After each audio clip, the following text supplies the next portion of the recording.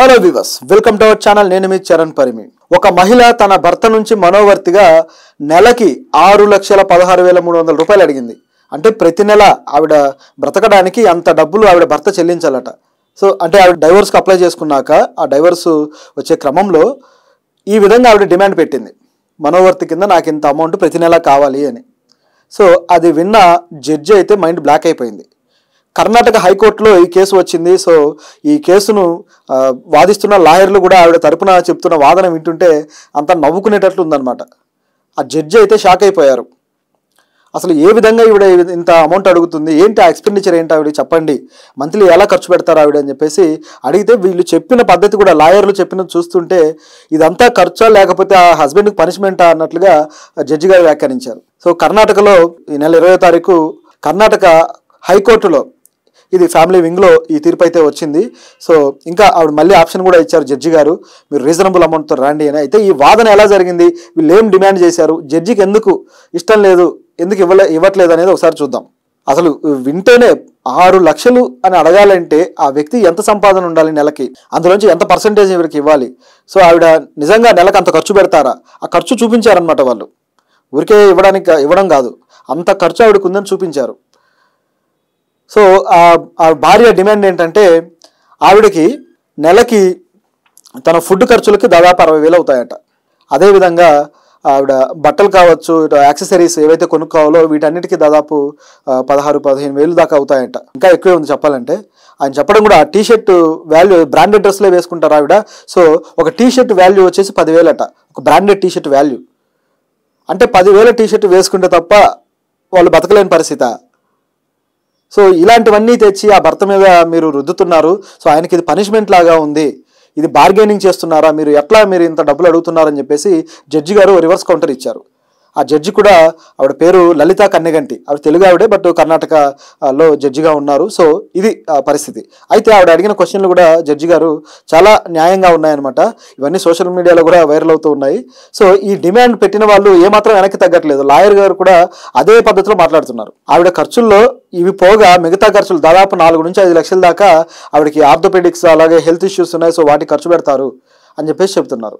అదేవిధంగా పిల్లల్ని ఎప్పుడైనా హాలిడేకి తీసుకెళ్లాలంటే ఇలాంటి వాటికైనా ఖర్చు అవుతుంది కదా, సో దానికి కూడా లక్షల రూపాయలు అవుద్ది అన్నట్టుగా చెప్తున్నారు. అసలు పిల్లలు పెంపకం లేదా పిల్లల అనే సంరక్షణ ఈవిడ బాధ్యతలో లేదు. సో లేకుండానే ఎప్పుడైనా హాలిడేకి తీసుకువెళ్ళాలంటే అంత అమౌంట్ అట. సో దీన్ని జడ్జి గారు క్వశ్చన్ చేశారు. ఈ విధంగా ఎట్లా అడుగుతారు మీకు మళ్ళీ ఆప్షన్ ఇస్తున్నాను, మీరు వెళ్ళి వేరే పద్ధతిలో రీజనబుల్ అడుగుతూ రండి. ఒకవేళ భర్తకి 10 కోట్లు ఉంటే 5 కోట్లు అడిగేస్తారా మీరు అని చెప్పేసి గట్టిగా జడ్జి గారు మాట్లాడడం జరిగింది. చివరికి వాళ్ళు ఇంకొక ఆప్షన్ కోసం అయితే ప్రయత్నిస్తున్నారు. అయితే ఈ కేసు విషయంలో గమనిస్తే గతంలోనే 2023 సెప్టెంబర్లోనే ఇది కేసు వాదనకు వచ్చినప్పుడు అక్కడ ప్రిన్సిపల్ జడ్జి గారు ఆయన ఏమన్నారంటే నెలకి 50,000 మనోవర్తి చెల్లించాలి అని చెప్పేసి ఆ భర్తకు ఆయన ఇచ్చారనమాట, జారీ చేశారు తీర్పు. అయితే ఈ తీర్పు మీద మళ్ళీ సవాలు చేస్తూ వీళ్ళు హైకోర్టుకి వెళ్ళారు. లేదు, ఆ అమౌంట్ పెంచాలి అని చెప్పేసి ఏకంగా 6,16,300 రూపాయలు అడిగారు. పెంచడం అంటే ఏదో 10%, 20% కాదు. సో ఇంత శాతం పెంచమని అడుగుతున్నారనమాట. ఒకసారిగా జడ్జి గారికి మైండ్ బ్లాక్ అయింది. అయితే దీని మీద సోషల్ మీడియాలో వస్తున్న కామెంట్లు చూస్తున్నా చాలా ఫన్నీగా ఉందన్నమాట. అంటే పెళ్ళి అనేది చాలా డేంజరస్, అంటే ఒక వ్యక్తి పెట్టాడు పెళ్ళి అనేది చాలా డేంజరస్, సో ఆ పెళ్లిలోకి ఎంటర్ అయితే మాత్రం వదిలించుకోవాలంటే ఇంత ఖర్చు అవుతుంది అని చెప్పి. మరో వ్యక్తి అయితే ఆవిడ పెళ్లి చేసుకున్నప్పుడు సిల్వర్ మెడల్ కొట్టింది, డైవోర్స్ తీసుకున్నప్పుడు గోల్డెన్ మెడల్ కొడుతుంది అని చెప్పేసి సెటైర్ వేశారు. సో ఇదంతా కూడా ఒక కర్ణాటకలో ఒక ఫేమస్ ఇన్ఫ్లుయెన్సర్ అనుష్, సో ఆ వ్యక్తి దీన్ని సోషల్ మీడియాలో పెట్టాడు, బాగా వైరల్ అవుతూ ఉందన్నమాట. అయితే జడ్జి గారి మీద మాత్రం బాగా ప్రశంసలు వస్తున్నాయి, చాలా మంచి పని చేశారు, చాలా బాగా అడిగారు మీరు అని చెప్పేసి. సో ఇది చూస్తుంటే కొన్ని సందర్భాల్లో ఏమైపోయిందంటే ఇప్పుడున్న సొసైటీలో అంటే ఈ కేసు అనేది ఒక సొసైటీ పరిణామాలకు ఉదాహరణ. అంటే మామూలుగానే ఇప్పుడున్న సొసైటీలో భార్యాభర్తల మధ్య నమ్మకం తగ్గిపోయి కొన్ని రకాల ఈగో క్లాషెస్ వచ్చేసి వాళ్ళు విడిపోవడాలు, అంటే చీటికి మాటికి చిన్నదానికి పెద్ద మాట అయిపోయి అది చివరికి విడాకుల దాకా దారి తీయడాలు జరుగుతూ వస్తున్నాయి. ఈ పరిస్థితుల్లో ఈ భార్యలు కొంతమంది, అంటే అందరూ కాదు, కొందరు నిజంగానే భర్తలు హింసించే వాళ్ళు ఉంటారు, దుర్మార్గంగా భార్యలను వేధించే వాళ్ళు ఉంటారు, కొంతమంది వాళ్ళ దగ్గర నుంచే వాళ్ళ సంపాదన నుంచి డబ్బులు లాక్కునే వాళ్ళు ఉంటారు. సో ఈ విధంగా దారుణమైన భర్తలు ఉన్నారు. సో వాళ్ళ నుంచి దూరంగా ఉండటం ఒక మహిళకి కూడా శ్రేయస్కరమే. ఎందుకంటే పాత రోజుల్లో లాగా భర్తను మార్చుకుందాము లేకపోతే భర్త పాదదాసిగా ఉందాము అంటే కుదరదు. సో వాళ్ళకంటూ ఒక జీవితం ఉంటుంది, వాళ్ళకంటూ కొన్ని కళలు ఉంటాయి, సంతోషాలు ఉంటాయి. వీటన్నిటినీ తీర్చుకుంటూ బ్యాలెన్స్ చేసుకుంటూ లైఫ్ వెళ్ళాలి. జీవితం అనేది ఒకేసారి వచ్చే అవకాశం. సో ఆ జీవితాన్ని ఒకటి బారిన పడిపోయి ఏదో ఒక బోన్లో ఉన్న ఒక ఎలుకలాగానో లేకపోతే జైల్లో ఉన్న ఖైదీలాగానో ఆ వ్యక్తికి బానిసగా బతకడం కాదు కదా. భార్యాభర్తల అనుబంధం అనేది ఒక కంపానియన్షిప్ తోటి, ఒక సహృద్భావంతో, ప్రేమ ఆప్యాయతలతో జరగాల్సిన ఒక అనుబంధం జీవితాంతం. కానీ ఇటువంటివి జరగడం వల్ల ఏమైపోతుందంటే సమాజంలో ఒక ఒక విధమైన అనిశ్చితి ఏర్పడుతూ వస్తుంది. ఇప్పటికే విడాకుల రేషియో మన దేశంలో విపరీతంగా పెరిగిపోయింది. గతంతో పోలిస్తే, గత 10 ఏళ్లతో పోలిస్తే ఇప్పటికి దాదాపు 30%, 40% పెరిగింది. సో ఇంత విపరీతంగా ఎందుకు పెరుగుతున్నాయా అంటే రెండు వైపుల నుంచి పొరపాట్లు ఉన్నాయి. మారిన సిటీ లైఫ్, ఒక మెట్రో లైఫ్లో వీళ్ళకు ఏర్పడుతున్న అనేక మానవ సంబంధాల్లో వచ్చే మార్పులు కావచ్చు, అదేవిధంగా ఇలాంటి ఎక్స్పెండిచర్ కోరికలు, అతి కోరికలు కోరుకోవడం కావచ్చు. సో ఇటువంటివన్నీ కూడా కారణాలు అవుతున్నాయి. అలాగే వివాహేతర సంబంధాలు కావచ్చు, ఇలాంటివన్నీ కూడా పెరిగిపోయి వీటికి దారితీస్తుంది అనమాట. అయితే ఇందులో ఫైనల్గా ఎవరు బలవుతున్నారంటే ఇప్పటి సమాజంలో ఎక్కువగా పురుషులే బలవుతున్నారనే వాదన కూడా వస్తుంది. అంటే ఇక్కడ మళ్ళీ ఫెమినిస్టిక్ యాంగిల్ అనేది తేవాల్సిన పని లేదు. ఎందుకంటే మహిళలు ఒకవైపు అన్యాయానికి జరుగుతూనే ఉంటుంది. ఎందుకంటే మహిళలు ఎక్కడ అన్యాయానికి గురైనా అక్కడ ఒక పురుషుడు అయితే ఉంటాడు.